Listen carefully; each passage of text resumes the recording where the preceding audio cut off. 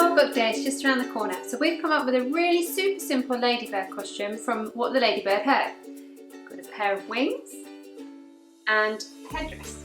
Keep watching and we'll show you how to make it. For this project you will need 2 meters of red felt, we've used metallic, 2 sheets of black felt, 1 sheet of red felt, black wool, elastic, 2 black pipe cleaners, plastic headband and craft glue. Cut strips of red felt.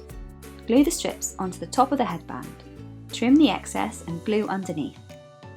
Cut little black circles and glue onto the headband. Make each pom-pom wrap black wool around your hand about 150 times. Take off the bundle and tie tightly around the middle.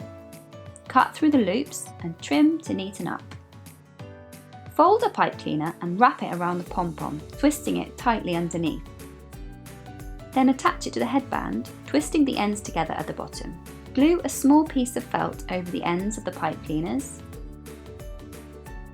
Measure your child's arm span and cut the large piece of red felt to this width by 44 centimeters. Fold in half and cut the edge to a curve like this. Cut up the center fold, leaving 5 centimeters attached at the top. This will create 2 wings. Cut spots about 10 centimeters wide from black felt and glue onto the wings. Cut 4 pieces of elastic measuring 20 centimeters. Fold 2 of the pieces and glue the ends to the edge of the wing. Glue the other piece of metallic red felt onto the back of the wings and trim to size. Glue the remaining piece of elastic to the inside of the wings, 15 centimeters from the central cut.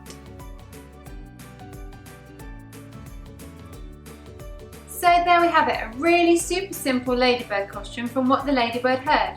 There are loads more World Book Day ideas over on the Hobbycraft Ideas Hub, so make sure you check them out.